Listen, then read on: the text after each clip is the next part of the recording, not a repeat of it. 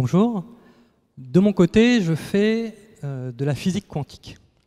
Alors même plus précisément, de l'optique quantique. C'est un peu obscur. Je m'occupe de comprendre ce qu'est la particule de lumière qu'on appelle le photon. Et puis, il se trouve qu'un peu par accident, d'un autre côté, j'ai eu l'occasion de créer une entreprise dont l'objet est d'augmenter, d'améliorer le débit des communications et par exemple d'Internet.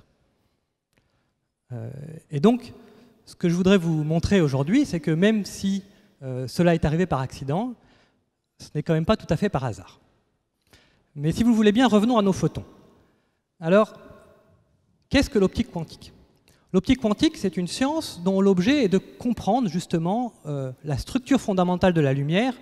Et il est bien entendu hors de question qu'en ces quelques minutes, je puisse vous expliquer en quoi elle consiste. Néanmoins, on peut donner quelques idées. On peut se dire, pourquoi est-ce que je ne peux pas décrire un photon qui est là, indépendamment de la possibilité qu'il soit un petit peu à côté ? On est obligé de tenir compte des deux, et ça, c'est complètement contre-intuitif.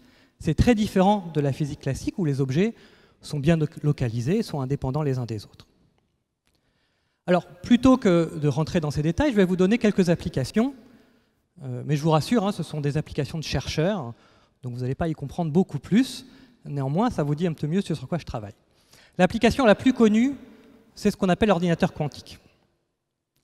L'idée de l'ordinateur quantique consiste à utiliser ces propriétés un peu étranges de la matière au niveau de l'infiniment petit pour traiter l'information d'une façon qu'un ordinateur classique n'est pas capable de faire, et en tout cas ne peut faire que beaucoup moins efficacement. De nombreux problèmes ont été abordés là-dessus, on est encore loin de complètement déboucher.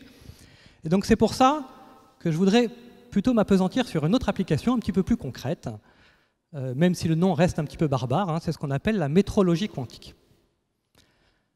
Alors pour vous parler de métrologie quantique, en fait, c'est assez concret. Ça veut dire quoi ? Ça veut dire faire de la mesure en tenant en compte les propriétés quantiques du système physique.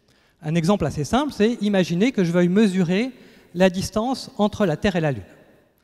C'est quelque chose qui se fait régulièrement, en fait, et donc ce que font les gens, c'est qu'ils envoient de la lumière entre la Terre et la Lune, elle va faire aller-retour, et on va mesurer combien de temps met la lumière pour faire aller-retour. Et ça va prendre à peu près 2 secondes. Si je veux une mesure très précise de cette distance, à supposer que ça puisse servir à quelque chose, mais ce n'est pas l'objet de la recherche fondamentale. Si je veux avoir une mesure très précise, ce que je vais faire, c'est que je vais envoyer un paquet de lumière très très bref. Comme ça, je vais pouvoir savoir exactement à quel moment il revient. Alors un paquet de lumière très très bref, ça veut dire quoi ? Dans notre laboratoire, on effectue des expériences un peu similaires, mais pas jusqu'à la Lune, simplement au sous-sol de l'université Pierre et Marie Curie. On envoie des paquets de lumière qui font une vingtaine de femtosecondes. Alors 20 femtosecondes, ça veut dire quoi ? Si on veut comparer 20 femtosecondes à 1 seconde, c'est la même chose que comparer l'épaisseur d'un cheveu à, justement, la distance entre la Terre et la Lune. C'est-à-dire que je pourrais mettre un nombre de paquets de 20 femtosecondes dans 1 seconde, équivalent au nombre de cheveux que je pourrais empiler entre la Terre et la Lune. C'est tout à fait faramineux et tout à fait inconcevable, mais c'est bien les expériences qui sont faites. Et plus que ça, il se trouve que pour nous, ça, c'est pas encore suffisant. Et donc, ce qu'on va faire, c'est qu'on va regarder comment la distribution des particules de lumière, les photons, à l'intérieur de ces impulsions lumineuses, limite la précision de mes mesures. Alors, tout cela est quand même bien compliqué, et vous vous demandez, mais comment diable je vais pouvoir passer de ça au titre qui est présenté ici, au Wi-Fi. Alors, ce qu'il faut comprendre, et c'est là un des points importants, c'est que quand on fait de la recherche fondamentale, et en particulier expérimentale, on va développer des appareils de très grande précision parce qu'on a besoin de faire nos expériences avec de très grande précision. On ne veut pas perdre nos lumières. On pourrait dire, un seul photon vous manque et tout est à recommencer. Et donc, nos appareils, composés de miroirs tout à fait standards, mais extrêmement bien faits, nous permettaient de faire une manipulation sur la lumière que personne d'autre ne pouvait faire avant. Donc, on avait fabriqué cet appareil avec un certain objectif, et puis on s'est dit, peut-être qui peut servir à autre chose. On s'est donc posé la question de déposer un brevet. Pour la petite histoire, ce brevet, moi, ma principale contribution, ça a été de trouver le nom de l'appareil Et je l'ai appelé Universal Programmable Mode Converter.